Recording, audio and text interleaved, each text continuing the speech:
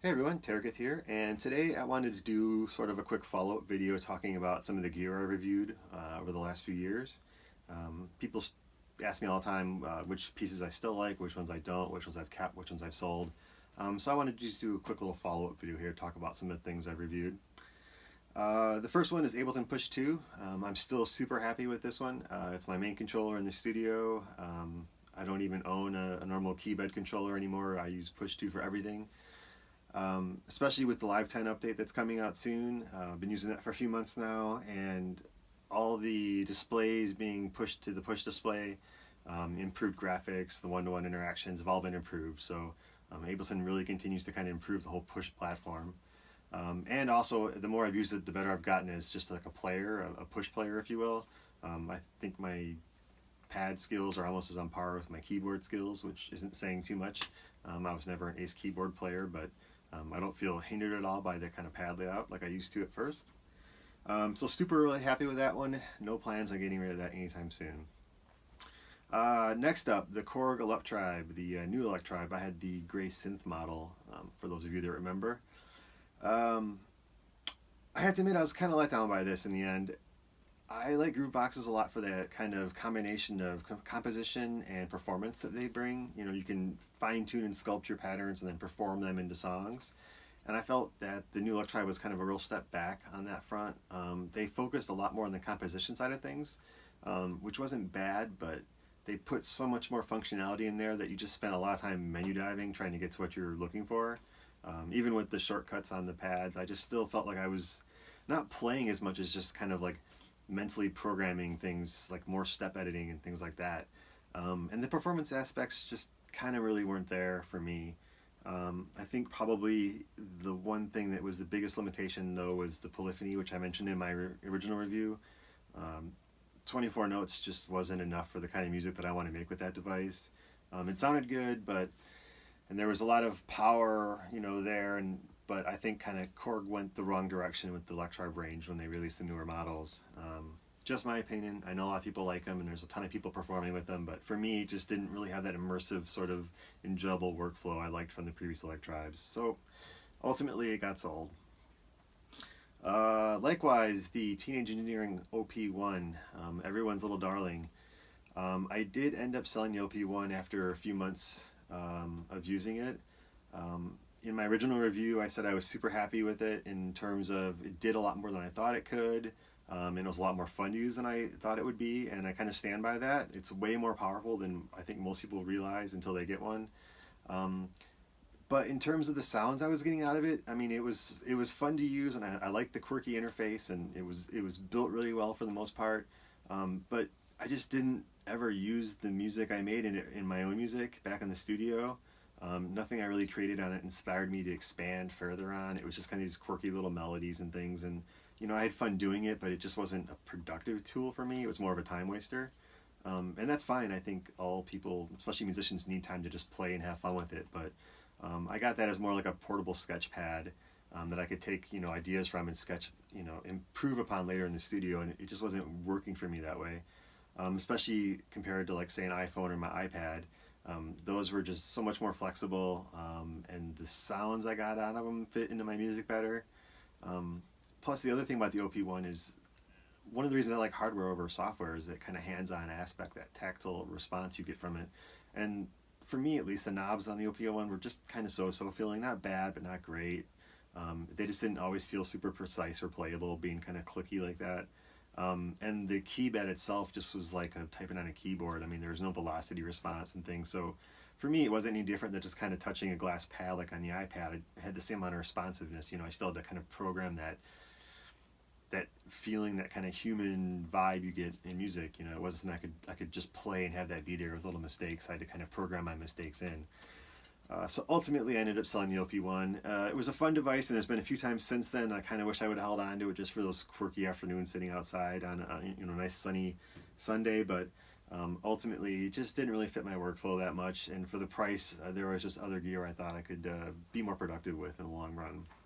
So unfortunately, the OP1 did get sold. The Maschine Studio, Native Instruments Maschine Studio. I still think that the Maschine Studio, or at least the Maschine product range, is probably the most fully featured groove box style instrument out there. Um, I'm the fact that you can edit your sequences in such detail right from the hardware. I mean, I never even had to look at the laptop. I could do everything from writing my initial patterns to performing them in an hour-long performance, all from the Maschine hardware, and have full access to great sounding plugins and effects to do that music with. It was really hard to beat. At the same time, I kind of got really sucked into Push 2 for a while, and Maschine was kind of not getting played very much after I did 3 or 4 kind of really big projects with it. And I had a feeling that Native was coming out with an MK3 version fairly soon, which, since then we've now seen recently got released. So I had an opportunity, I ran into somebody looking for a Maschine Studio kind of in a hurry, and I had a chance to make a little more money than I would have selling it elsewhere. So ultimately I decided to sell Maschine Studio with the intent of getting the MK3 version when it was released, which it now has been. Unfortunately, I just bought an OB6 recently, so it'll probably be a little while before I have the funds for the new Maschine, but I definitely want to get one and kind of give it a run for its money. It looks like a massive improvement. I think it's going to be something that lets me pick up right where the Maschine Studio kind of left off. So really looking forward to trying that in the future. Next, Novation Circuit. I love the Novation Circuit. It's one of my favorite pieces of gear still. I use it all the time just for having fun and jamming out ideas. It's been something that Novation's continued to support, which has been amazing. The fact they added sample import and panning, which people wanted, custom colors. I mean, there is just a whole bunch of things that Novation has done for that little box that made it even better than when it first came out, and I thought it was amazing then. I think the synth engine sounds great. The fact I can load my own samples up really means I can kind of customize it to sound just like I want it to sound. I've got all my own patches, custom patches, preloaded as a default, ready to go. Highly recommend it. I think the Circuit's something everybody should own. It's just a great little kind of random fun experiment box that I find that the results I get with that transfer great into my music back in the studio, so I use it all the time. Super recommended. Next up, the Make Noise Zero Coast, or O Coast as I like to call it. I still have the O Coast. I very rarely use it these days though, so it has been something I've been considering selling. There's a ton of functionality there, and it's been a great kind of introduction to, West Coast synthesis like I wanted. It's like a Swiss Army knife of CV to MIDI conversion and sequencing, and I mean, there's just so many little weird quirks and tricks that it does that I kind of want to hang on to it just in case I need it someday. It hasn't been something I really found a use for in my music. Since the day I got it, I've had a lot of fun just kind of making weird drones and random crazy noises with it, which is what it's made for. But as of yet, that kind of sound hasn't really slotted into my studio songs at all. I find I have to use a lot of effects on it to kind of get it to sound interesting and not like a weird kind of screechy, take your ear off way. And that's not to say that it sounds bad, just that for kind of a rather simple synth architecture, and a mono synth like that, there's just not a lot of variety you can do with it. I wouldn't be able to make it like, a whole album with just that. I mean, I could, but it wouldn't sound the way I want my music to sound, as lush and full, so to speak. So for now, the O Coast kind of hangs in the wings. I'll hang on to it, like I said, just because there's so many useful features there for MIDI to CV and things like that. I never know when I'll have a need for that in the future. So if nothing else, it'll be kind of like like a utility tool that I use for interfacing other hardware should the need arise. So I'll probably hang on to that just for that aspect alone, even if I don't end up using it so much as a synthesizer or adding onto it with other modules, things like that. The Strymon Timeline delay pedal, it's the next one I want to talk about. That is still my main delay pedal to this day. I use it with my acoustic guitar. I love that little pedal. I recently bought the Strymon multi-tap expander pedal, so now I can kind of expand the looping capabilities of the Timeline.